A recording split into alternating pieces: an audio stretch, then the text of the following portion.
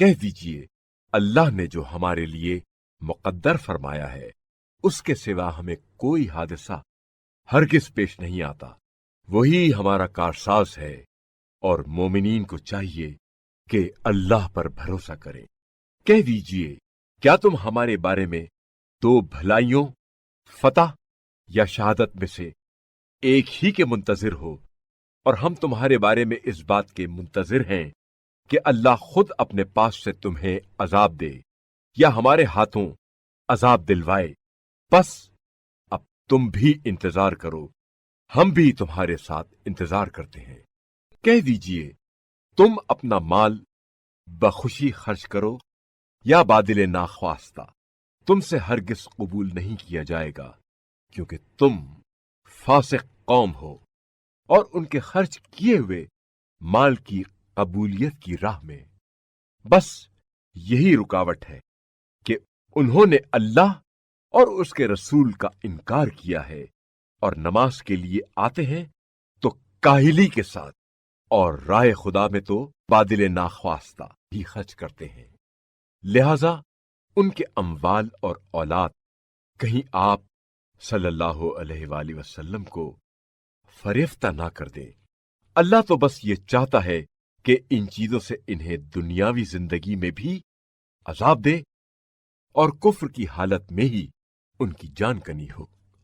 وہ اللہ کی قسم کھا کر کہتے ہیں کہ وہ تمہاری جماعت میں شامل ہے، حالانکہ وہ تمہاری جماعت میں شامل نہیں ہیں، دراصل وہ بزدل لوگ ہیں۔ اگر انہیں کوئی پناہ گاہ یا غار یا سر چھپانے کی جگہ میسر آ جائے تو وہ اس کی طرف لپکتے ہوئے جائیں گے۔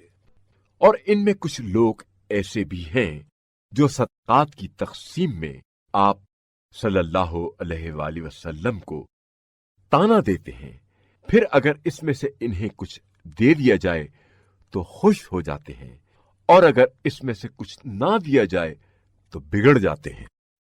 اور کیا ہی اچھا ہوتا کہ اللہ اور اس کے رسول نے جو کچھ انہیں دیا ہے وہ اس پر راضی ہو جاتے اور کہتے ہمارے لیے اللہ کافی ہے۔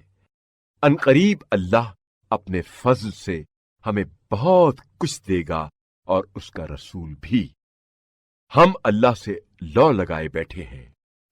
یہ صدقات تو صرف فقیروں، مساکین اور صدقات کے کام کرنے والوں کے لیے ہیں، اور ان کے لیے جن کی تالیف قلب مقصود ہو، اور غلاموں کی آزادی، اور قرضداروں، اور اللہ کی راہ میں اور مسافروں کے لیے ہیں۔ یہ اللہ کی طرف سے ایک مقرر حکم ہے، اور اللہ خوب جاننے والا، حکمت والا ہے۔